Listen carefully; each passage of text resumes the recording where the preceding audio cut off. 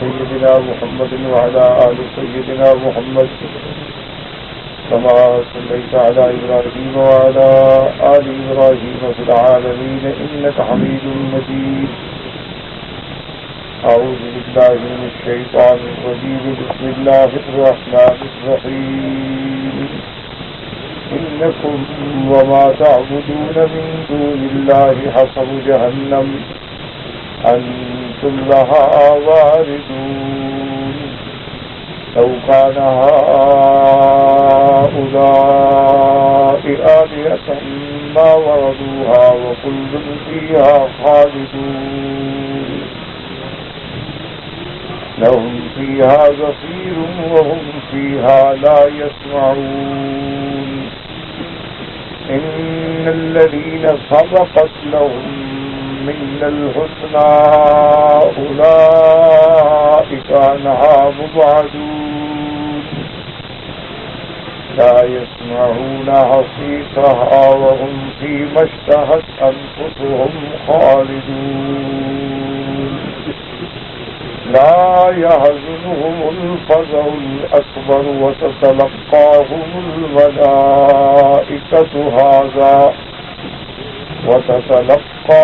الملائكة هذا يومكم الذي كنتم توعدون. قال المؤلف المفسر رحمه الله تعالى: عدام النفع بعلومه وعلومكم في الدارين آمين. إلى أن قال أبو بكر بن مرضوي: حدثنا محمد بن علي بن سهل قال حدثنا محمد بن حسن الأنماتي قال حدثنا إبراهيم بن محمد بن عرعرة حدثنا يزيد بن أبي حكيم حدثنا الحكم يعني ابن أبان عن إكرمة عن ابن عباس رضي الله تعالى عنهما قال: جاء عبد الله بن الزبعي إلى النبي صلى الله عليه وسلم فقال: تزعم أن الله أنزل عليك هذه الآية إنكم وما تعبدون من دون الله حصب جهنم أنتم لها واردون. فقال ابن الزبائي: كتبت الشمس والقمر والملائكة وعزير وعيسى ابن مريم عليهم السلام كل هؤلاء في النار مع آلهتنا. فنزلت: ولما ضرب ابن مريم مثلا إذا قومك منه يصدون. وقالوا آلهتنا خير أم هو ما ضربوه لك إلا جدلا بل هم قوم خصمون. ثم نزلت: إن الذين سبقت لهم من الحسنى أولئك عنها مبعدون. رواه الحافظ أبو عبد الله في كتابه الأحاديث المختارة. ابو فضل رحمۃ اللہ علیہ فرماتے ہیں کہ ابو بکر بن مرضوی نے اس سند کے ساتھ حضرت ابن عباس رضی اللہ تعالیٰ عنہ سے یہ روایت ذکر فرمائی ہے کہ عبداللہ الزباری اہل کتاب میں سے ہے، یہود کا کوئی احبار و حفاظ عالم حضور کی خدمت میں حاضر ہوا اور کہنے لگا کہ آپ گمان کرتے ہیں، یعنی ان کو یقین نہیں ہے کہ اللہ نے اتارا، یعنی آپ کا اگر خیال ہے کہ یہ آیت اللہ نے اتاری ہے: انکم وما تعبدون من دون اللہ حصب جہنم انتم لہا واردون. ابن زباری کہنے لگا کہ یا رسول اللہ صلی اللہ علیہ وسلم قد عبدت الشمس والقمر، لوگوں نے تو سورج اور چاند کی بھی پوجا کی ہے، ان کو بھی الہ بنایا ہے. لوگوں نے تو ملائکہ کو بھی الہ سمجھا ہے، لوگوں نے تو عزیر اور عیسیٰ علیہ السلام کو بھی الہ بنایا. تو کیا یہ بھی سارے ہمارے آلہہ کے ساتھ جہنم میں ہوں گے؟ اللہ نے قرآن پاک کی یہ آیت مبارک جواب میں نازل فرمائی: وَلَمَّا ضُرِبَ ابْنُ مَرْيَمَ مَثَلًا إِذَا قَوْمُكَ مِنْهُ يَصِدُّونَ. کہ جب حضرت ابن مریم کا ذکر آیا تمہاری قوم اس سے منہ پھیرتی ہے، اعراض کرتی اور کہتے ہیں کہ کیا آلیتنا خیر ام ہو ما ضربوه لك الا جدلا بل هم قوم خصمون. اللہ نے فرمایا کہتے ہیں کہ کیا ہمارے الہہ ہمارے معبود بیٹے ہیں یا عیسیٰ؟ اللہ نے فرمایا میرا مدنی یہ جھگڑالو قوم صرف جھگڑا کرنا جانتی ہے، ورنہ تو ایک اندھے کو بھی پتا ہے کہ اگر ایک آدمی کسی کام میں شریک ہی نہیں ہے تو اس کا کیا گناہ ہے؟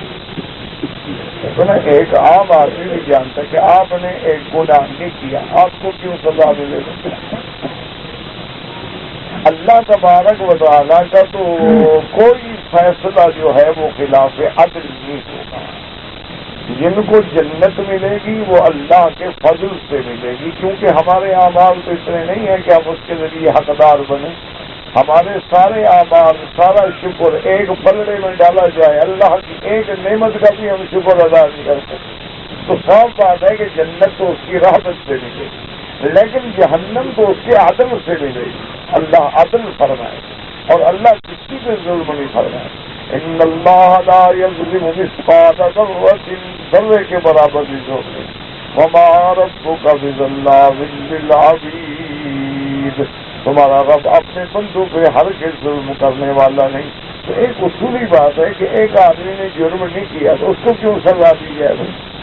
سوال یہ ہے کہ کیا عیسیٰ علیہ السلام نے اپنی قوم سے کہا کہ مجھے خدا مانو، میری عبادت کرو، میرا سجدہ کرو؟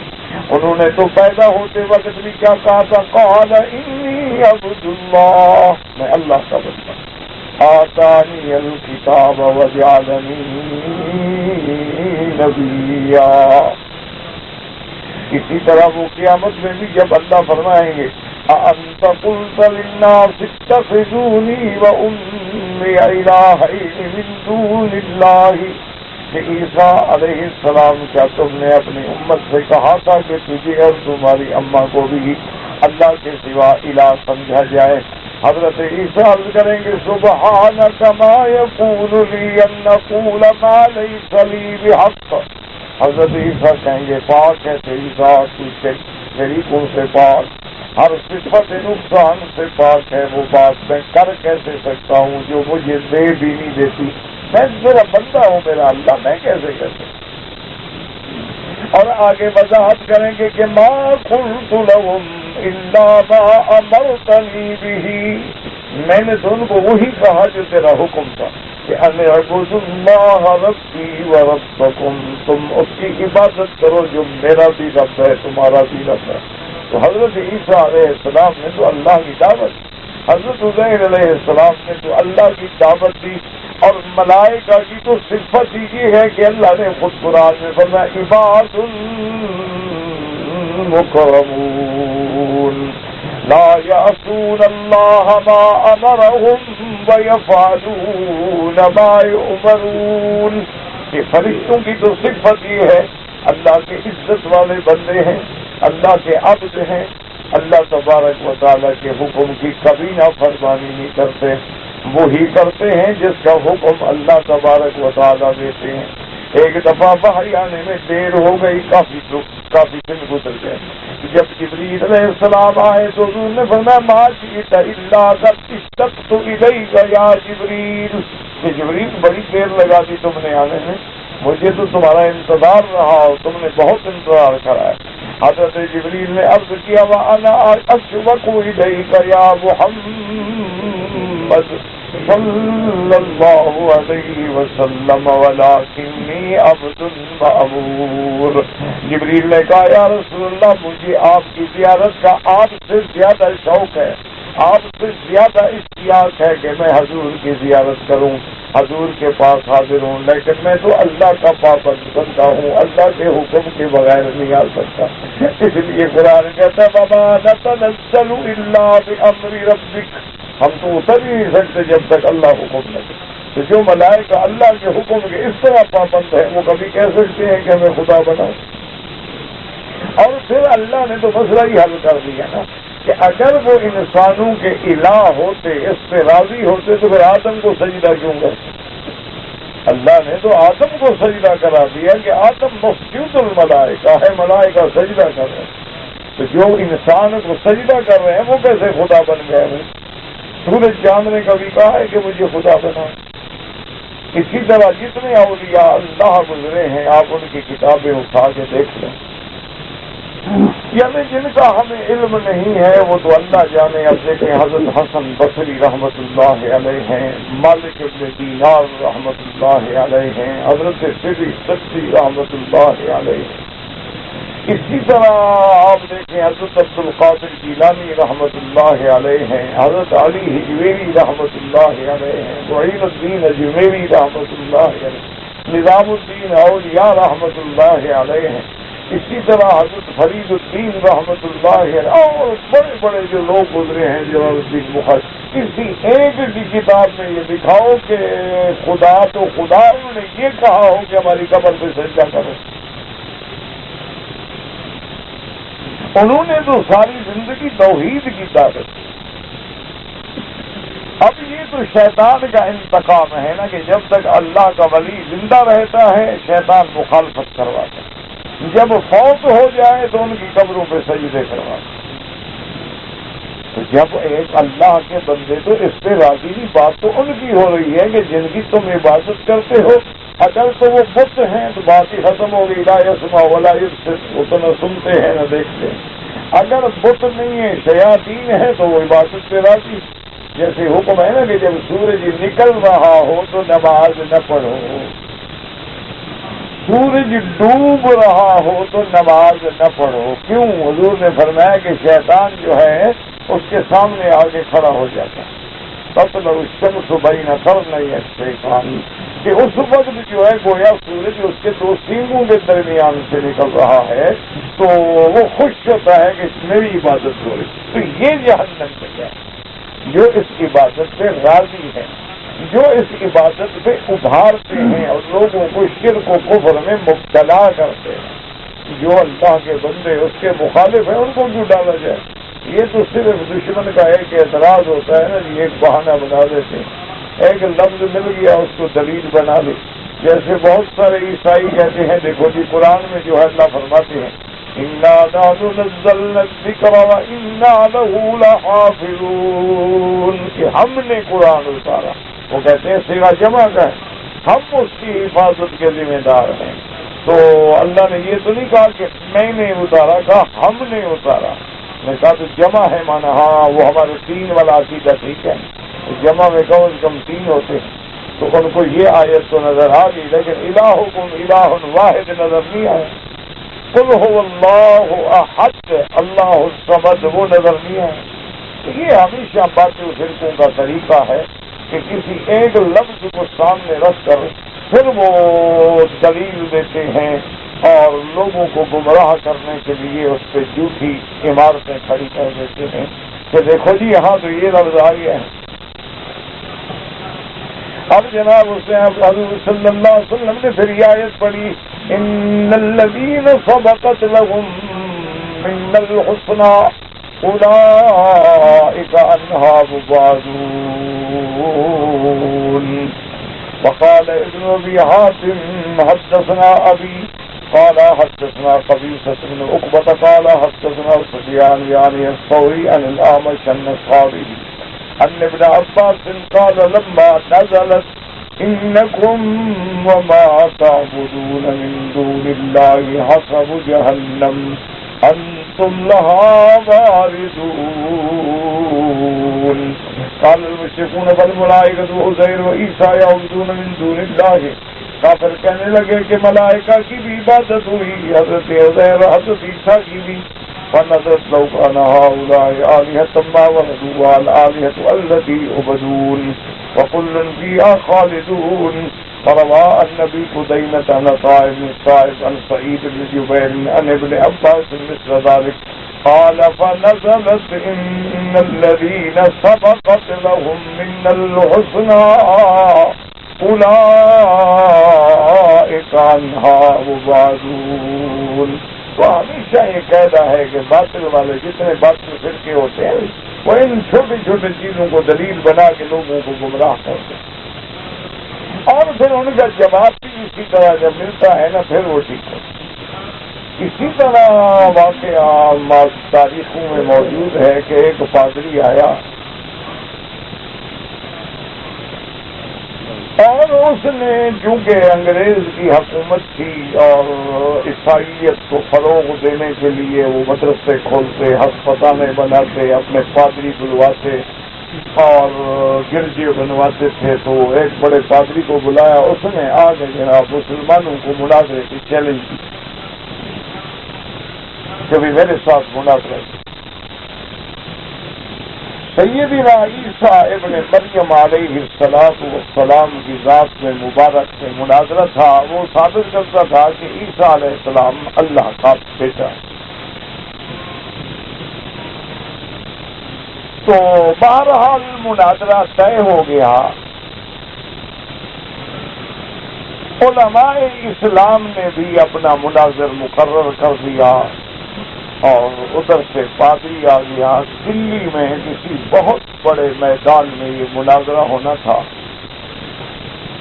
تو جب لوگ ہوتے ہیں تو پھر ہر قسم کے لوگ آتے ہیں، کوئی ٹھیلے والا، کوئی ریڑھی والا، کوئی چنے بیچنے والا، کوئی سموسے بیچنے والا، مخلوق جو ہوتی ہے۔ تو ایک آدمی، ہندوستانی آدمی بیچارہ میں دیکھے کمزور ہوتے ہیں، خفیف ہوتے ہیں، وہ گاجریں بیچ رہا تھا، شکرقندی۔ اب وہ جناب پادری صاحب جو ہیں وہ شور مچا رہا ہے اور مجمع میں ناچ رہا ہے، کہاں ہے تمہارا مولوی اور کہاں ہے تمہارا مولوی۔ وہ گاڑی لیٹ ہو گئی، حضرت نانوتوی رحمۃ اللہ علیہ کو آنے میں تاخیر ہو گئی، اور اس کے بعد جناب دلائل کی بھر مار کر رہا ہے کہ عیسیٰ علیہ السلام اللہ کا بیٹا ہے، اس کا کوئی باپ نہیں ہے اور اس کی دنیا میں کوئی مثال نہیں ہے۔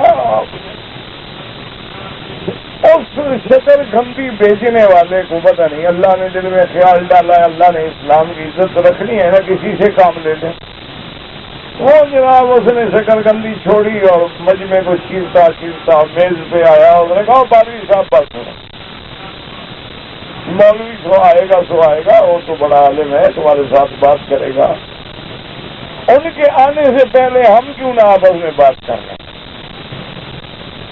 میں نے سوچا چاہے آدمی ہے، کیا اس کو تو میں ایک سوال کروں گا بند ہو جائے گا تو الٹا میری واہ واہ ہو جائے گا، ہاں ٹھیک ہے آپ سے بات کر۔ انہوں نے کہا اچھا مجھے بتاؤ کہ خدا کے بیٹے ہیں کتنے؟ اور نے کہا ایک ہے عیسیٰ علیہ السلام، اور کوئی بیٹا ہے؟ انہوں نے کہا یار سوچ لو، اللہ میاں کا ایک بیٹا ہے اور بھی کوئی ہے تو بھی بتاؤ۔ ہاں نہیں اللہ کا ایک بیٹا ہے۔ انہوں نے کہا یار میں شکر گندی بیچتا ہوں، روٹی بھی میری پوری نہیں ہوتی، میرے بھی 6 بیٹے ہیں، ایسا خدا میں نہیں مانتا کمزور، ابھی تک ایک بیٹا چلا ہے، وہ تو مجھ سے بھی کمزور ہو گیا، وہ خدا ہے۔ ہم اسی میں بس لوگوں نے تالیاں پیٹ دی، مناظرہ چھوڑ کے بھاگ گیا، مولوی صاحب کبھی پہنچے گئے۔ اور جھوٹ تو پھر جھوٹ ہوتا ہے نا، لیکن جاہل ہوتے ہیں، ان کو دھوکہ دینے کے لیے جو مرضی آئے کہتے۔ اللہ تبارک و تعالی رحمت فرمائے اور اللہ ہدایت کے فیصلے فرمائے۔ اللہ سے یہ دعا کیا کرو کہ اللہ ہدایت۔ اسی طریقے سے ایک دفعہ روافض کا مناظرہ ہو رہا تھا اہل سنت والجماعت سے۔ اب حالانکہ کتنا یعنی تحریف ہے، جھوٹ ہے، اللہ کے قرآن میں اتنی بڑی گستاخی ہے، زیادتی ہے کہ قرآن کا معنی بدل دو۔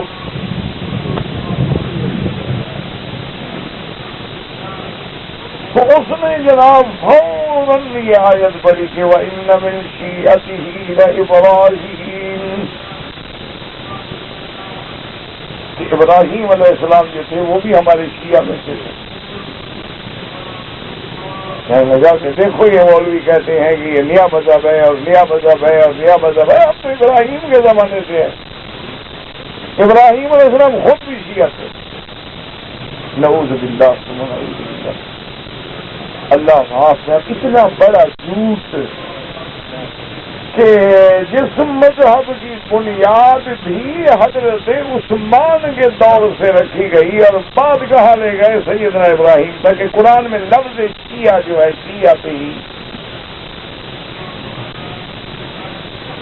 اب ایک جاہل بندے کو کیا پتا غریب کو کہ شیعہ پہ ہی کا کیا مانا ہے؟ اسے سمجھا یہی شیعہ ہوں گے. تو مناظر اہل سنت والجماعت جو تھے وہ بھی ان کی کلیں اور رگیں جانتے تھے. کہا ہاں آپ ٹھیک کہہ رہے ہیں، ابراہیم علیہ السلام جب تک آزر کے گھر میں تھے شیعہ، کیونکہ وہاں سارے شیعہ رہتے تھے تو وہ بھی شیعہ کہلاتے تھے. لیکن ارجع ربہ بقلب سلیم، پھر انہوں نے شیعہ کو چھوڑ دیا سنی کو. اب حالانکہ دونوں جھوٹ بول رہے ہیں، ہمارا مولوی بھی جھوٹ بول رہا ہے. اللہ کے قرآن کو کیوں بدلا ہے؟ اللہ کے قرآن کی، لیکن اس کا علاج کیا ہے؟ جواب یہی تھا. اس جاہل کا کیا علاج ہے؟ اب اس کو کہتے نہیں جی شیعت کا معنی کیوں ہوتا ہے اور جماعت ہوتا ہے اور پارٹی ہوتا ہے اور فرقہ ہوتا ہے، اور لوگ کہتے یار مولوی ایسے چگل مار رہا ہے. تو خوشی تو ہوتا ہے نا، زمانہ کی شیعت ہو گیا نا. تو اس نے وہی جواب دیا نا، جیسا منہ تھا اسی طرح کا تھپڑ مارا. مولوی صاحب خاموش ہو گئے. اور نے کہا دیکھو قرآن میں ہے کہ وَيَلْبِسَكُمْ شِيَعًا وَيُذِيقَ بَعْضَكُمْ بَعْضَ بَعْضٍ. اللہ فرماتا ہے جن قوموں پہ میں عذاب کرتا ہوں ایک قسم یہ بھی ہے ان کو شیعہ بنا دوں گا. جو ان الذین فرقوا دینہم کانوا شیعا، جن نے دین میں ٹکڑے ٹکڑے کر ڈالا وہ شیعہ تھے. اور ساری آیتیں پڑھی مولوی صاحب کے یہاں بس صوفی ختم ہو گئی. حالانکہ دونوں غلط کہہ رہے ہیں. ہم نعوذ باللہ نہیں کہتے ہیں کہ بھی اہل سنت، لیکن اس آدمی کا علاج کیا تھا؟ اسی طرح اکبر کے دور میں جو بادشاہ گزرا ہے، شہنشاہ اکبر مشہور تھا، اللہ معاف کرے بے دین تھا، عجیب آدمی تھا، دین بھی اپنا اس نے بنا ڈالا تھا.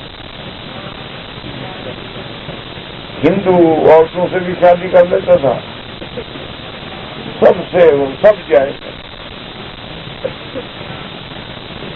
تو اس کے مجلس جو ہے اس میں ہر قسم کے لوگ ہوتے تھے، شیعہ بھی ہوتے تھے، سنی بھی ہوتے تھے، عالم بھی ہوتے تھے، شاعر بھی ہوتے تھے، ادیب بھی ہوتے تھے. بادشاہ جو تھا تو ان کی مجلس میں ایک مولوی صاحب تھے، وہ ملا دو پیادہ کے نام سے مشہور تھے. وہ بڑا مزاحی آدمی تھا، بادشاہ اس کو پسند کرتا تھا کہ وہ کوئی نہ کوئی بات کر کے بادشاہ کو ہنسا دیتا.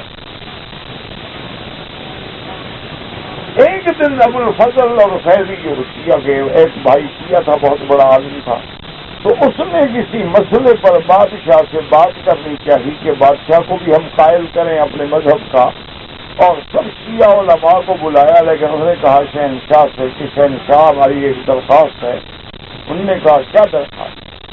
انہوں نے کہا اس مجلس میں، یہ مجلس ہے علمی، اس میں عالمانہ بات ہوگی اور مذہب پہ بات ہوگی، مہربانی کر کے ملا دو پیادہ کو مت آنے دے. اس میں وہ بے وقوف ہے، ہر وقت کوئی نہ کوئی مذاق کرتا ہے. وہ کوئی انسان ہے، بندہ ہے کہ علماء میں آپ اس کو بھی بلا کے بٹھا دیتے ہیں اور اس کے عقل میں جو آتی ہے وہ مار دیتا ہے. آپ خوش ہو کے ہنس پڑتے ہیں، وہ بہادر ہو جاتا ہے. اس کو مت آنے. بادشاہ نے کہا دیکھو وہ بھی میرا صاحب ہے، ساتھی ہے، جیسے تم ساتھی ہو، اچھا ہو برا ہو غریب ہو کیسا ہو، ساتھی تو ہے نا، مجلسی تو ہے نا ہمارا. چلو میں کوشش کروں گا، آج اس کو بلاتا ہوں. نے بلا نے کہا کہ ملا تو کیا تھا، آج رات ہمارے یہاں علمی مباحثہ ہے، تم نے نہیں آنا.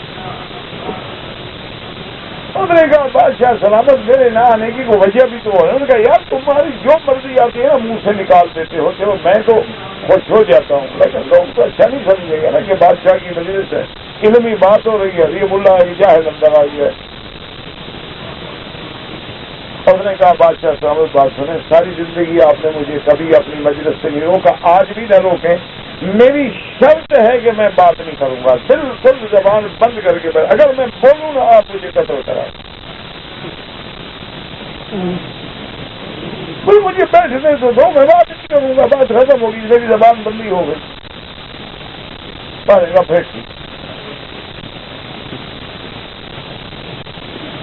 تو بادشاہ نے انہیں کہا بھی دیکھو ہے دوست ہے جیسا ہے غریب ہے، اس نے قسم لے لی ہے کہ وہ بولے گا نہیں۔ انہوں نے کہا کہ بس مقصد تو ہمارا بھی یہی ہے نا کہ وہ بولتا ہے اور ادھر ادھر کی بات دیتا ہے۔ انہوں نے کہا نہیں وہ بولے گا نہیں۔ اس نے کہا میں بولوں تو آپ میری گردن اڑا دیں۔ انہوں نے کہا پھر بلا دو، پھر ہمیں کوئی مسئلہ نہیں، بات یہ ہے کہ ہمارے درمیان میں ایک جاہل آدمی جو بولنا شروع کر دے۔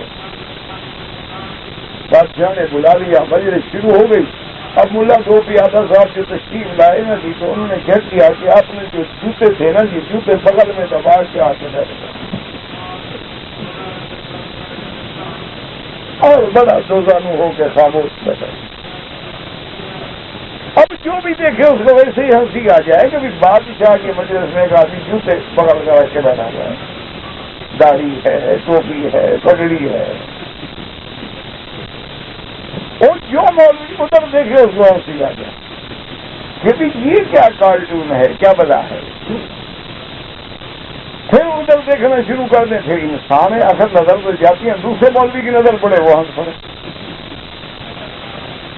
پھر آپس میں اشارے کریں یہ کون ہے جو نہ جاننے والے تھے، یہ کون بے وقوف ہے کہ بادشاہ کے ساتھ مسند پہ کرسی پہ بیٹھا ہے، جوتے بغل میں ہیں۔ آخر نہ رہا گیا بادشاہ، کافی صبر کیا بادشاہ نے، لیکن برداشت کی بھی حد ہوتی ہے۔ اس نے کافی ملا دو کیا تھا یہ کیا بدتہذیبی ہے، تم نے جوتے جو ہے بغل میں دبا رکھے ہیں۔ میری تو زبان بند ہے۔ انہوں نے کہا بادشاہ سلامت۔ اب بادشاہ نے کہا نہیں بولو۔ انہوں نے کہا چلو ٹھیک ہے، اجازت ہے تو پھر حکم ہے تو بادشاہ کا حکم ہے۔ کہ جی بات یہ ہے کہ حضرت ابو بکر کے زمانے میں ایک آدمی بیچارہ بیٹھا تھا، شیعہ ہے تو جوتی چوری کر گئے تھے، آج سارے شیعہ کٹھے تھے تو میں اپنے جوتے ڈر کے مارے چھپا کے بیٹھا، تو فوراً وہ شیعہ کو جوش ہے۔ ابو بکر کے زمانے میں کہاں تھے؟ یار بڑا دکھا جاہل ہوں، شاید حضرت عمر کا زمانہ، عمر کے زمانے میں کہاں تھے؟ تو اب تم کہاں سے نکلے ہو گے؟ تم حضور کے زمانے میں بھی نہیں تھے، ابو بکر کے زمانے میں بھی نہیں تھے، عمر کے زمانے میں تو تم کو نیا مذہب ہوا نا، اسی کو مناظرہ ہار کے بعد کہتے ہیں۔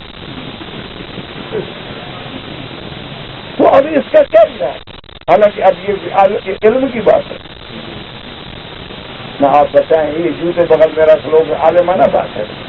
علاج یہ تھا، جاہلوں کا علاج آپ عالمانہ جواب دیں تو کیا ہوگا؟ کوئی سمجھے گا ہی نہیں۔ جیسا سوال تھا، ماحول تھا، انہوں نے دیکھا کہ بادشاہ تو پہلے بھی کیا گزرا ہے اور آج شیعہ دلائل دینے میں بھی شیعہ ہو جائے گا، اس کو کیسے بچاؤں اس مذہب سے؟ تو اس نے یہ ایک طریقہ سوچ لیا اور بچ گیا۔ اللہ تبارک اس نے اپنی حق بات پہنچا دی، کیسے بہانہ بنانا پڑا، نظارہ کرنا پڑا، ڈرامہ کرنا پڑا، لیکن ان کو تو شکست دے دی۔ اسی طرح ایک بہت بڑا آپ کے اپنے ملک کا شہر فیصل آباد کا بھی واقعہ ہے۔ ایک مولوی ہوتے تھے، بہت بڑے عالم تھے، عالم بڑے تھے، سردار احمد ان کا نام تھا، بریلوی علماء میں سے تھے، بڑے مولوی تھے ان کے۔ بہرحال میں نے زیارت تو نہیں کی ہے، سنا ہے، کہتے ہیں بہت بڑے عالم، آپ پکا بریلوی، قبروں سے بھی آگے۔ اس کا بھی مناظرہ ہو گیا، توحید کے مسئلے پر، علم غیب کے مسئلے پہ مناظرہ ہو گیا،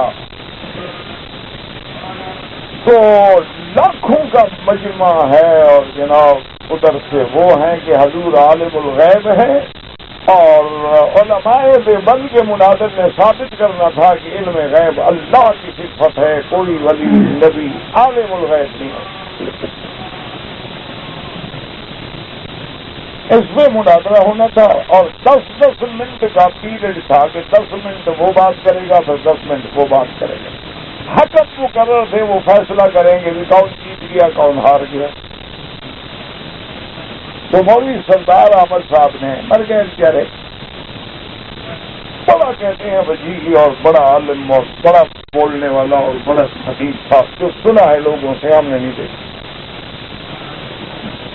تو اس نے جناب بڑے زور سے خطبہ پڑھا اور دھواں دھار اس نے اپنے دلائل شروع کیے، اور 10 منٹ جب ختم ہوئے تو اب جواب میں توحید کے علم بردار موحد عالم مناظر نے جواب دینا تھا، وہ کھڑے ہوئے، انہوں نے خطبہ پڑھا، انہوں نے کہا کہ یار تم کیسے لوگ ہو، میرے مناظرے پہ کس بندے کو لے آئے ہو؟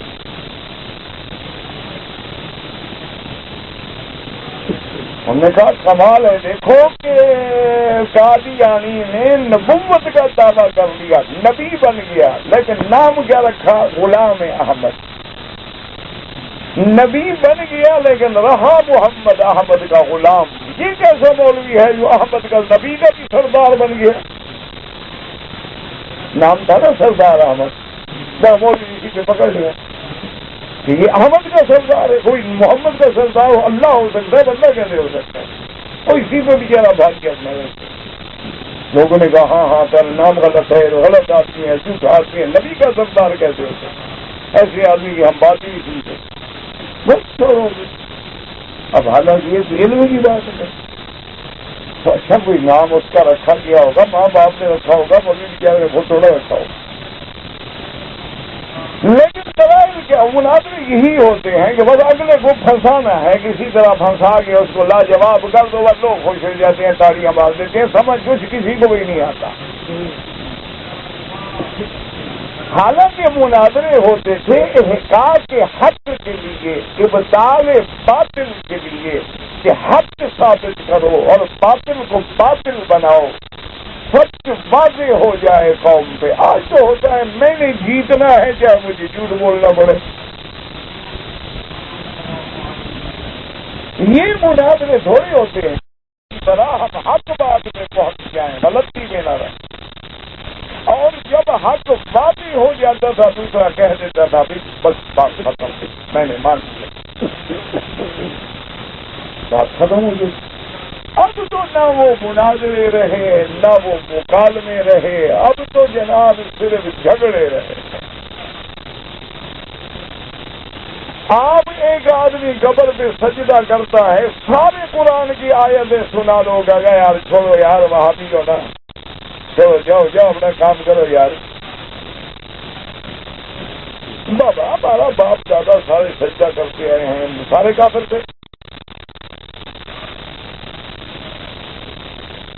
کیا کریں گے آپ؟ اس لیے ہمیشہ یاد رکھیں کہ اللہ نے قرآن میں جواب دیا، کیا ہے لوگ کیا کہہ رہے ہیں؟ نہ عیسیٰ اس پہ راضی، نہ عزیر راضی، نہ ملائکہ راضی، نہ شمس و قمر نے کسی سے کہا کہ میری عبادت کریں۔ یہ تو شیاطین کا چکر ہے، اور تم شیاطین کے چکر میں آ کے حتیٰ کہ پتھروں کو بھی خدا بنا دیتے، اس لیے ان کو بھی ہم جہنم میں ڈالیں گے اور تمہیں بھی جہنم میں ڈالیں گے۔ اور اس کے بعد فرماتے ہیں مفسر رحمۃ اللہ علیہ وقال محمد بن اسحاق بن اسحاق رحمہ اللہ فی کتاب السیرۃ وجرد رسول اللہ صلی اللہ علیہ وسلم فيما بلغني يوما مع الوليد بن المغيرة في المسجد فجاء النضر بن الحارث حتى جلس معهم والمسجد غير واحد من رجال قريش فتكلم رسول الله صلى الله عليه وسلم فعرض له النضر بن الحارث فكلمه رسول الله حتى أفعمه وتلا عليه وعليهم إنكم وما تعبدون من دون الله حسب جهنم أنتم لها واردون إلى قولهم فيها لا يسمعون۔ اب مفسر رحمۃ اللہ علیہ فرماتے ہیں کہ محمد بن اسحاق نے اپنی سیرت کی کتابوں میں لکھا ہے کہ حضور صلی اللہ علیہ وسلم بیٹھے تھے، ولید بن مغیرہ بھی بیٹھا تھا مسجد میں، نضر بن الحارث آیا، وہ بھی حضور کے ساتھ بیٹھ گئے، اور بھی کافی قریش کے لوگ بیٹھے ہوئے تھے۔ حضور پاک نے توحید سے دعوت دی، حضور پاک صلی اللہ علیہ وسلم نے اللہ کی توحید بیان فرمائی، شرک کی نفی فرمائی، اور اس کے بعد کی آیت تلاوت فرمائی انکم وما تعبدون من دون اللہ، تم اور جن کی تم عبادت کرتے ہو یہ سب جہنم کا ایندھن بنیں گے۔ ثم قام رسول الله صلى الله عليه وسلم فأقبل عبد الله بن الزبير السهمي حتى جلس معهم. حضور پاک تشریف لے گئے تو یہ عبداللہ ابن الزبیری آیا، آ کے ان کی مجلس میں بیٹھ گیا. فقال الوليد المغيرة لعبد الله بن الزبيري والله ما قام النبي بن الحارث بن عبد المطلب آنفا ولا قعد وقد زعم محمد صلى الله عليه وسلم أنا وما من آلية فاطمة هذه أصل جهنم. ولید بن المغیرہ کہنے لگا واللہ ما قام النبي بن الحارث، نبی بن الحارث تو کوئی دلیل نہیں پیش کر سکا ابن عبد المطلب یعنی حضور صلی اللہ علیہ وسلم کے مقابلے سے. لیکن حضور پاک نے فرمایا کہ تم بھی اور جن کی تم عبادت کرتے ہو یہ سب کے سب جہنم میں جائیں گے. فقال عبداللہ بن الزبیری ابا واللہ لو وجدته لقسمته. عبداللہ بن الزبیری کہنے لگا کہ تم جاہل ہو، تم جواب نہیں دے سکے. اگر میں موجود ہوتا تو میں حضور کو جواب دے کے جیت جاتا. فصلوا محمد صلی اللہ علیہ وسلم کل ما یعبد من دون اللہ فی جہنم ومن عبدہ. حضور پاک سے پھر پوچھو کہ جو جس کی عبادت کرتا ہے وہ دونوں جہنم میں ہوں گے. فنحن نعبد الملائکہ، ہم فرشتوں کی عبادت کرتے ہیں. والیہود تعبد عزیرا، یہود عزیر کی عبادت کرتے ہیں. والنصارى تعبد المسیح ابن مریم علیہ السلام، اور نصارہ جو ہیں وہ حضرت عیسیٰ کی عبادت کرتے ہیں. تو کیا اعوذ باللہ وہ بھی سب جہنم میں جائیں گے. فحجب الولید بن كان معه في المسجد من قول عبد الله بن الزبيري فرأوا أنه قد اهتج وقاسم. ولید بن المغیرہ کو اس کی بات بڑی پسند آئی. کہنے لگا باقی یہ تو ایسی بات ہے کہ اس کا حضور جواب نہیں دے سکیں گے. فذكر ذلك رسول الله ثم قال كل من أحب أن يعبد من دون الله وما عبده. آپ نے فرمایا کہ ہاں بالکل یہ اللہ کا قرآن حق ہے، جو یہ چاہتا ہے کہ میری عبادت کی جائے وہ بھی اور عبادت کرنے والا بھی وہ جہنم میں ہوں گے. انہم انما یعبدون الشیطان، دراصل یہ شیطان کی عبادت کرتے ہیں. ومن امرهم بعبادته فانزل الله تبارك وتعالى هذه الآية ان الذين سبقت لهم من الحسنى اولئك عنها مبعدون لا يسمعون حسيسها وهم فيما اشتهت انفسهم خالدون عيسى وعزير ونبذوا من الاحبار والرهبان الذين بدوا على طاعة الله. کہ حضرت عیسیٰ ہوں یا حضرت عزیر یا بڑے بڑے علماء جن کی لوگوں نے عبادت کی لیکن وہ اس سے راضی نہیں تھے، وہ اللہ کے فرما بردار تھے. فاتخذوا من يعبد من اهل الضلالة اربابا من دون الله وانزل فيما يزعمون انهم يعبدون الملائكة وانهم بنات الله. اور جو یہ دعویٰ کرتے ہیں کہ ملائکہ اللہ کی بیٹیاں ہیں اور ہم اللہ کے ملائکہ کی عبادت کرتے ہیں. اللہ نے فرمایا وقالوا اتخذوا الرحمن ولدا سبحانہ بل عباد المکرمون. کیا خدا نے بھی اپنے لیے بیٹے بنا لیے ہیں؟ اللہ کی ذات تو پاک ہے اولاد سے، بلکہ فرشتے جو ہیں اللہ کے بندے ہیں، بڑے اکرام والے، عزت والے. ومن يقل منهم إني إله من دونه وذلك نجزيه جهنم كذلك نجزي الظالمين. ہاں اگر ملائکہ سے بھی کوئی کہے کہ میں الہ ہوں، میں معبود ہوں، تو ہم اس کو بھی جہنم میں ڈالتے ہیں. لیکن ملائکہ تو فرما بردار بنتے ہیں، وہ کیسے کہتے ہیں؟ فَنَظَرَ فِيمَا ذُكِرَ مِنْ أَمْرِ عِيسَىٰ وَأَنَّهُ يُعْبَدُ مِن دُونِ اللَّهِ وَعَجَبَ الْوَلِيدَ مَنْ حَذَرَهُ مِنْ حُجَّتِهِ وَخُصُومَتِهِ. اور اللہ کی عبادت کے سوا حضرت عیسیٰ کے بارے میں جو ولید کو بات پسند آئی، اللہ نے قرآن میں آیت نازل کر دی وَلَمَّا ضُرِبَ ابْنُ مَرْيَمَ مَثَلًا إِذَا قَوْمُكَ مِنْهُ يَصِدُّونَ وَقَالُوا آلِهَتُنَا خَيْرٌ أَمْ هُوَ مَا ضَرَبُوهُ لَكَ إِلَّا كِذْبًا بَلْ هُمْ قَوْمٌ خَاسِرُونَ. إِنْ هُوَ إِلَّا عَبْدٌ أَنْعَمْنَا عَلَيْهِ وَجَعَلْنَاهُ مَثَلًا لِبَنِي إِسْرَائِيلَ. عیسیٰ علیہ السلام تو اللہ کے بندے ہیں. وَلَوْ نَشَاءُ جَعَلْنَا مِنكُم مَلَائِكَةً فِي الْأَرْضِ يَخْلُفُونَ وَإِنَّهُ لَعَلِيمٌ لِلسَّاعَةِ لَا تُمْتَرُنَّ بِهَا. اگر ہم چاہیں تو زمین میں ہم ملائکہ کو بھی آباد کر سکتے ہیں. اور حضرت عیسیٰ کا وجود مبارک جو ہے وہ تو قیامت کی علامتوں میں سے ایک علامت ہے. ان کا اترنا جو ہے زمین پر دلیل ہوگی کہ اب قیامت قریب آ گئی، اس میں کوئی شک نہ کرے. اے معوذت علی یدیہ من الآیات من احیاء الموتیٰ و ابراء الاسلام و کفیٰ بہ دلیلا علی الساعہ. اللہ نے جو ان کو آیات نشانیاں دی، معجزات دیے کہ مردوں کو زندہ کر دیں، بیماروں کو ٹھیک کر دیں، یہ سب دلائل سے نشانیاں تھی قیامت کی. فلا تمترن بها واتبعون هذا صراط مستقيم. وهذا الذي قال النبي خطر كبير لأن الآية إنما نزلت خطابا لأهل مكة بعبادة الأصنام التي هي عباد الله تعالى ليكون ذلك تقريرا وتوضيحا لعابديها. اور ابن زباری نے جو دلیل بنائی ہے بہت بڑی غلطی ہے، کیونکہ یہ آیت تو اہل مکہ کے خطاب میں اتری تھی جو اس وقت بتوں کی عبادت کرتے تھے، تاکہ ان کو زیادہ سے زیادہ ذکر ہو، تقریر ہو کہ جن کی تم عبادت کرتے ہو یہ تو پتھر ہیں، یہ تو مٹی کے بنے ہوئے بت ہیں، نہ یہ سمجھتی ہیں نہ کچھ کر سکتی ہیں. فَلِهَذَا قَالَ إِنَّكُمْ وَمَا تَعْبُدُونَ مِن دُونِ اللَّهِ حَصَبُ جَهَنَّمَ فَكَيْفَ يُرَدُّ عَلَىٰ هَٰذَا الْمَسِيحَ وَالْعُزَيْرَ وَالْحَمَّاسِ مَن لَّهُ أَمْرٌ صَالِحٌ وَلَمْ يُنْكِرْ عِبَادَةَ مَنْ عَبِدَهُ. تو اس آیت کا حضرت عیسیٰ علیہ السلام یا حضرت عزیر علیہ السلام یا اور اللہ کے اولیاء اللہ سے کیا تعلق ہو سکتا ہے جو اس بات سے کبھی راضی نہیں تھے کہ اللہ کے سوا عبادت کی جائے.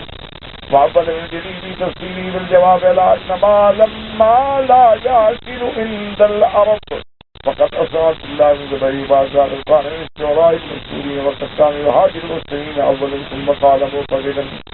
حضرت ابن جریر نے فرمایا إنكم وما تعبدون من دون الله ما ہے، اور ما کا استفہام جو ہے استعمال جو ہے لا یعقل کے لیے ہوتا ہے، من کا استعمال جو ہے وہ ذریع عقول کے لیے ہوتا ہے. اس لیے ابن جریر فرماتے ہیں کہ اس سے مراد تو کافروں کے بت ہیں جن کی عبادت کرتے تھے مکے والے. اچھا خدا کی شان دیکھیں کہ یہی عبداللہ ابن زباری جو حضور پہ اعتراض کرنے والا پھر خود مسلمان ہے اور بہت بڑا شاعر تھا. پہلے مسلمانوں کی مذمت کرتا تھا پھر اسلام کی بتا کرتا تھا. اللہ نے ہدایت کا فیصلہ فرما دیا. یا رسول الملک ان الانسانی راشد ما فتقت جانا پور اذ اجار الشیطان فی غیر مال له مسرور. اس کے بعد اس نے کہا کہ یا رسول اللہ صلی اللہ علیہ وسلم میری زبان سے جو باتیں اسلام کے خلاف نکلی ہیں دراصل وہ شیطانی حملہ تھا اور وہی ہلاک کرنے والا تھا. اللہ فرماتے ہیں لا يحزنهم الفزع الاکبر. فضا اکبر سے کیا مراد ہے؟ بعض کہتے ہیں کہ اللہ والوں کو موت کے وقت میں کوئی غم نہیں ہوگا، کوئی پریشانی نہیں ہوگی. المراد بذلك الموت. رواه عبد الرزاق عن يحيى بن ابي عطاء وقيل المراد بالفزع الاکبر النفخة في الصور. ان نے فرمایا فزع اکبر سے مراد یہ ہے کہ جب سور پھونکا جائے گا اس وقت جو گھبراہٹ ہوگی اللہ والوں پہ نہیں ہوگی.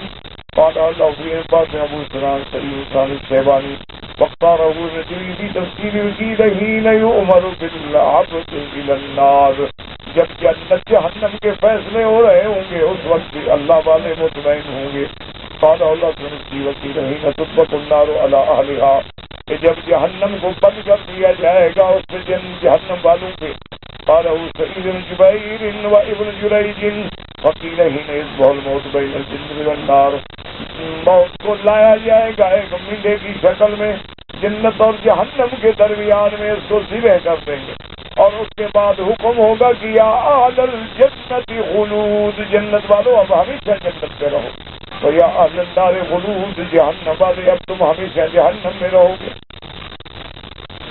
قاله ابو بکر الحضری فيما رواه زياد وقوله وتتلقاهم الملائكة هذا يومكم الذي كنتم توعدون. إذ يعني يقول لهم الملائكة تبشرهم يوم بعد من الخبر من قبورهم کہ جب مومن اپنی قبروں سے نکلیں گے تو ملائکہ آ کے تسلی دیں گے کہ مطمئن رہو، یہی تو وہ دن ہے جس میں تمہیں اللہ انعام عطا فرمائیں گے. هذا يومكم الذي كنتم توعدون فاعملوا ما يسركم. تم اب انتظار کرو، اللہ تم کو وہ نعمتیں دیں گے جو تم کو خوش کر دیں گی. تو اللہ تبارک و تعالیٰ نے قرآن مقدس میں تمام آیات کا مفصل جواب عطا فرما دیا. واللہ اعلم.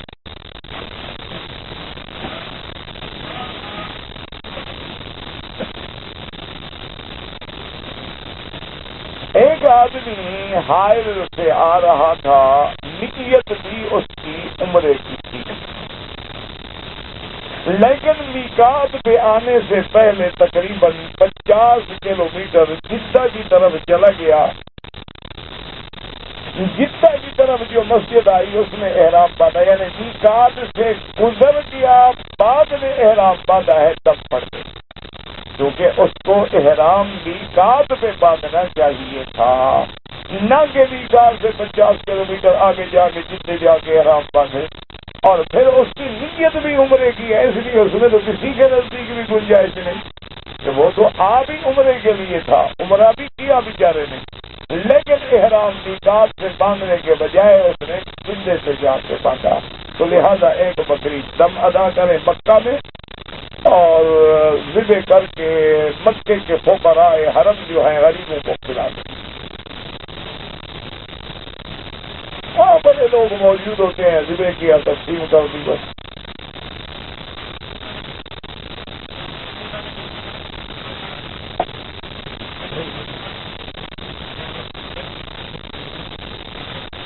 جہاں تک میرا بھائی دعا مانگنے کا فلسفہ ہے،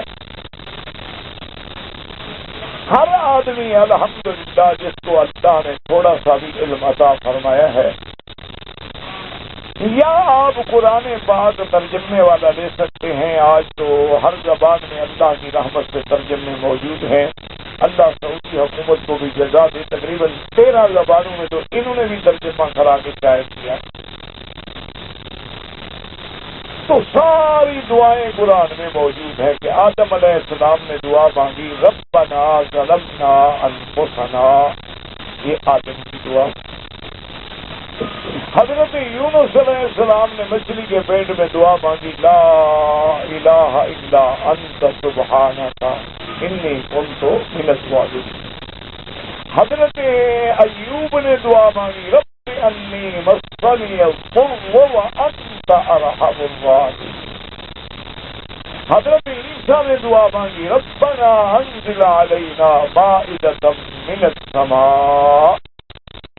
حضرت ابراہیم علیہ السلام نے دعا مانگی ربنا وابعث فیہم رسولا. تو ہر پیغمبر کی دعا موجود ہے. آپ دیکھ لیں کسی نبی نے واسطہ وسیلہ اختیار نہیں. حضور پاک کی بھی جتنی دعائیں مبارک ہیں، اللہم یا مقلب القلوب اللہم انی اسألک العفو والعافیہ. میرے پاک مدنی سرکار نے جن رکن یمانی اور حجر اسود کے درمیان میں دعا مانگی ربنا آتنا فی الدنیا حسنۃ. اس لیے یاد رکھیں علماء فرماتے ہیں کہ جب دعا مانگے براہ راست اللہ سے دعا مانگے، کسی وسیلے کی تو فیض یا واسطے کی ضرورت نہیں ہے. اور اس کے طریق جو ہے زیادہ محفوظ ہے. بعض اہل علم جو اجازت دیتے ہیں وہ ایک علمی بات ہے، وہ عام بندہ سمجھ نہیں سکتا ہے، پھر وہ شرک میں پڑ جاتا ہے. اس لیے وہ کام کریں جو قرآن میں ہے، جو حدیث میں ہے، جو ظاہر.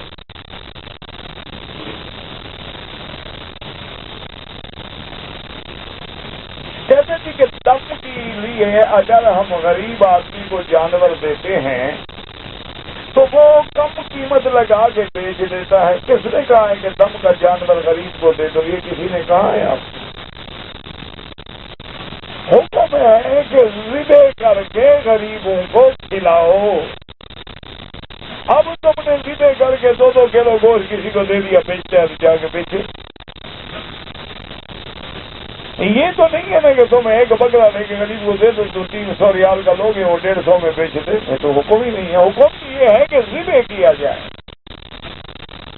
دم ہو، قربانی ہو، دم تمتع ہو، دم قران ہو، اس میں ساتھ یہ بھی حکم ہے کہ ذبح کرو.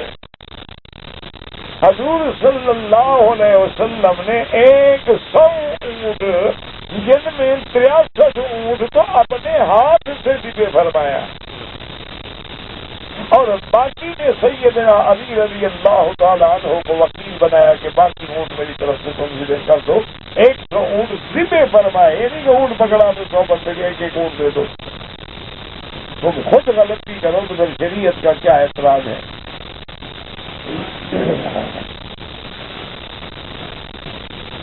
کہتے جی کہ قرآن پاک جو مسجد میں ہیں اگر ہم اپنے گھر میں پڑھنے کے لیے لے جائیں، میرا بھائی اگر آپ کا گھر کی حرم میں ہے، مکے میں ہے، کوئی حرج نہیں، کیونکہ یہ زیادہ تر اس نیت سے رکھے جاتے ہیں کہ وقف حرم، ان کو حرم سے نہ نکالو. لیکن آسان علاج یہ ہے کہ اگر تمہیں پڑھنے کے لیے چاہیے تو الحمدللہ یہاں بڑے دفتر موجود ہیں مصحف کے جو مفت تقسیم کرتے ہیں. تمہیں جو پسند ہے وہ قرآن اٹھا کے لے جاؤ جی مجھے ایک ایسا نسخہ پڑھنے کے لیے دے دو، وہ اسی کا دے دے. مطلب وہ جو چلا رہے ہیں وہ تو وہی دیں گے، وہ تم نہ پڑھ سکو، اس لیے وہ لے جاؤ ان کے پاس. رابطہ عالم اسلامی والے بھی دیتے ہیں، اسی طرح مصحف والے بھی دیتے ہیں، اسی طرح اور بھی جہاں جو بڑے بڑے ادارے ہیں دینی وہ بھی تقسیم کرتے ہیں. ان کو لے جاؤ جی مجھے یہ قرآن پڑھنا آسان لگتا ہے، مجھے اس قسم کا ایک نسخہ پڑھنے کے لیے دے دو، آپ کو ہدیہ کر دیں گے. بات ہی ختم ہوگی. گھر لے جاؤ، اپنے ملک میں بھی لے جاؤ.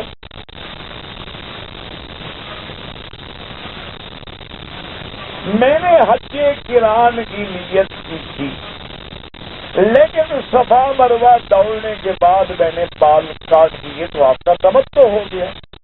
کرام تو نہ رہا. کرام تو تب تھا کہ آپ بعد میں فارغ ہو کر بال کٹواتے مینا میں، کہ جب آپ عرفات سے واپس آ جاتے، کنکری مار لیتے، قربانی کر لیتے، پھر آپ اپنے بال کٹواتے. ابھی تو آپ عمرہ کر رہے تھے، آپ نے عمرہ کیا تھا، یعنی آپ نے طواف کیا، صفا مروہ دوڑے اور بال کٹوا دیے. تو اس کے بعد پھر آپ کو دوبارہ حج کی نیت کرنی پڑی، دوبارہ احرام باندھنا پڑا، تو حج تمتع ہوگا، حج قران ہوگا.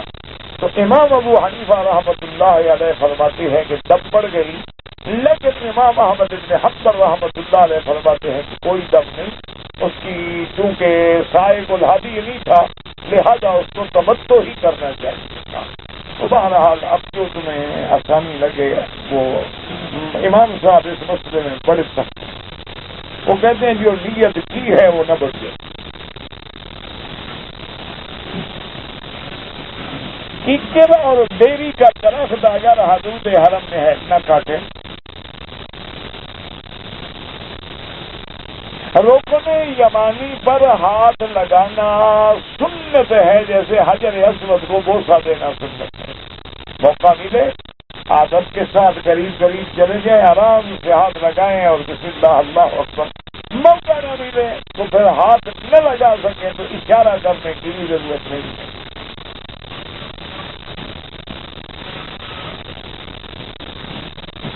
جمعہ کا خطبہ جو ہے صرف عربی زبان میں، جمہور کی رائے اسی. وہ بعض لوگ نے لکھا ہے کتابوں میں کہ دوسری زبان میں دیا جا سکتا ہے، لیکن جمہور کا مسئلہ جو ہے ائمہ اربعہ کے نزدیک دلائل کے قویہ کے ساتھ وہ عربی زبان میں ہے، اور یہی سلفاً اور خلفاً معمول رہا ہے.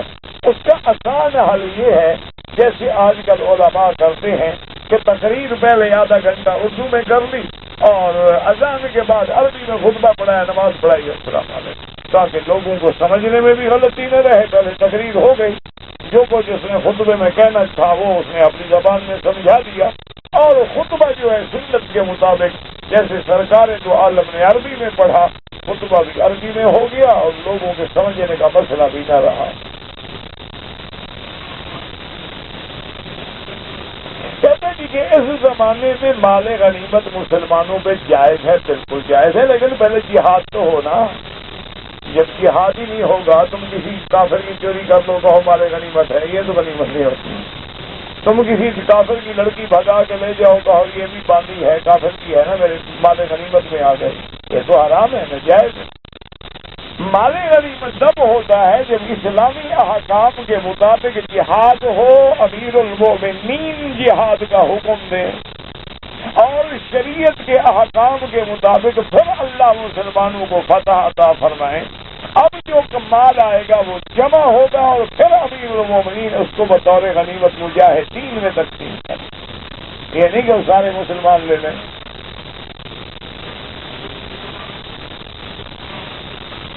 ایک حافظ ہیں، بیمار ہیں، اللہ سب بیماروں پہ رحمت فرمائے۔ میرے بھی ایک دوست ہیں سعید روان، آج ان کی بھی بیچارے کا درخواست آئی، فون کیا، وہ بھی بیمار، اللہ سب کو شفا عطا فرما، اللہ ہم سب کی بیماریاں دور فرما۔ یا اللہ جنہوں نے کہا ہے، جنہوں نے نہیں کہا، تمام بیماروں پہ رحم فرما، ظاہری، باطنی، روحانی، نفسانی، جسمانی سب بیماریاں، سب ہمارے نفسوں میں، اہل میں، عیال میں، اولاد میں، احباب میں، اصحاب میں، تمام عالم اسلام کے مسلمانوں سے بیماریاں دور فرما دے، اپنے عذاب رفع فرما، صحت اور شفا کے فیصلے فرما دے۔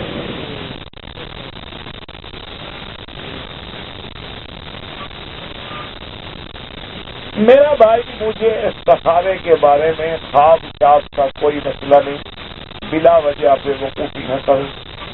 استخارے کا معنی یہ ہوتا ہے کہ ہم نے اللہ سے ایک رائے لی کہ میرا مولا جو ہمارے لیے خیر ہے وہ آسان کر۔ یہ کوئی ضروری نہیں کہ خواب دیکھا اور میں نے یہ دیکھا اور میں نے وہ دیکھا اور میں نے فلاں دیکھا، بالکل غلط۔ آپ استخارہ کریں 1 دن، 2 دن، 3 دن، 4 دن، 5 دن، 6 دن، آخر 7۔ اس کے بعد دیکھیں کہ رجحان دل کی خواہش کیا ہے اور حالات کیسے پیدا ہو رہے ہیں، پھر جو بھی ہوگا وہ اللہ کا منشا ہوگا، بس اللہ کو چھوڑو۔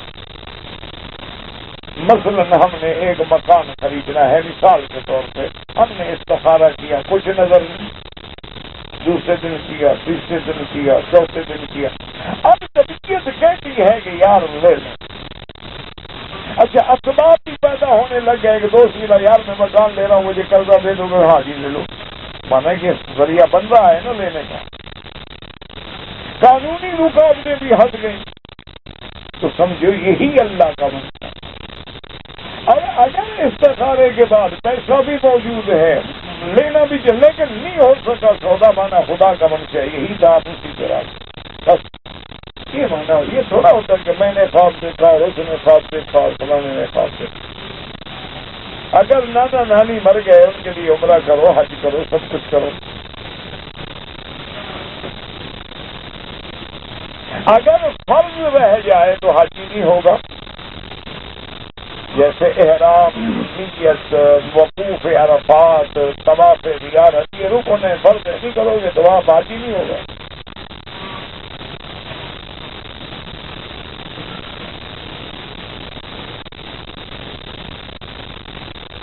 میں نے کوڑا ڈالا ہے کہ گھر جاؤں یا نہ جاؤں، ایک کوڑا کچھ نہیں ہوتا، کون سا جھگڑا ہے کہ کوڑا ڈالا ہے؟ استخارہ کر لو، اللہ کو منظور ہے چلے گئے، یہی اللہ کا منشا ہے، نہ گئے یہی اللہ کا منشا ہے۔ سب نے استخارہ کر کے معاملہ اللہ کو،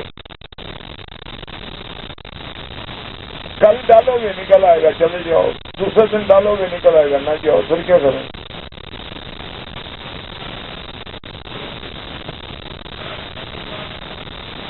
وہ ہمارا ایک شاگرد ہوتا تھا، وہ کہتا تھا جناب پورا جیسا کہو میں نکال دوں گا، یار ٹھیک ہے مان کے بس۔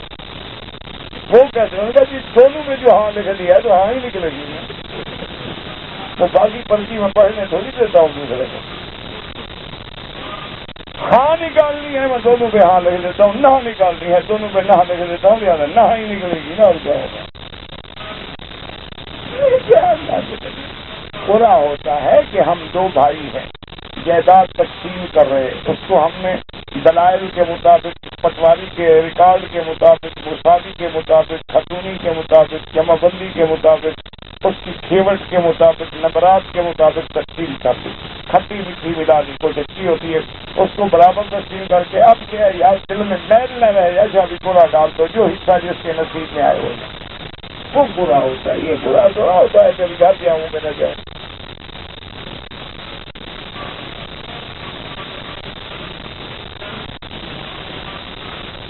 اگر ایک آدمی نے فاتحہ کے بعد سورت نہیں پڑھی، سجدہ نہیں کیا، نماز نہیں ہوگی. سگریٹ پی کر لوگ نماز پڑھتے ہیں، بہت بڑا گناہ ہے، نماز تو ہو جائے. لیکن حضور فرماتے ہیں بسل کھا کے نہ ہو تم سگریٹ پی کے آتے ہو، کیا علاج ہے؟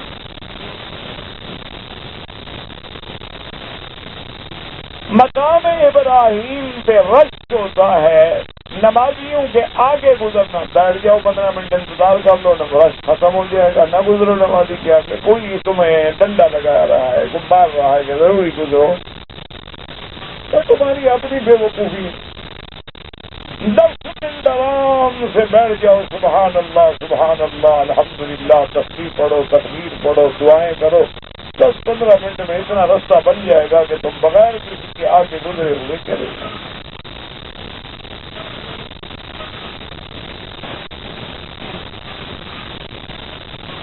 ایک لڑکی کی عمر 8 سال تھی، باپ نے نکاح کر دیا، باپ ولی الامر ہے، نکاح ہو گیا.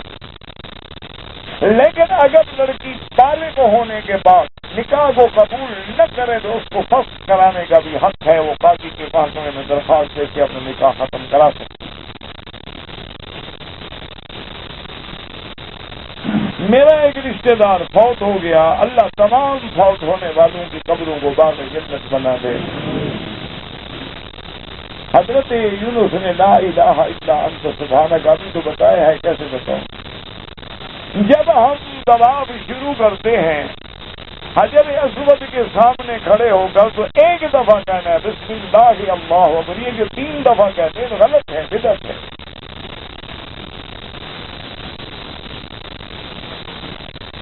میں حج سے 12 دن قبل آیا اور حرم میں آ گیا. میں نے حج افراد کیا. میں تجھے کیا پتا کہاں گیا تھا، کہاں سے آیا، کس ملک سے آیا. اگر تو ملک سے باہر گئے تھے پھر عمرہ کیا یا نہیں کیا؟ جب تفصیل نہ ہو تو آپ بھی کیا بتائیں. نماز کی نیت وہ ہے جو ہمارے دل میں ہے. یہ کہنا ضروری نہیں ہوتا کہ پیچھے امام کے اور رخ قبلے کی کوئی ضروری نہیں ہوتا.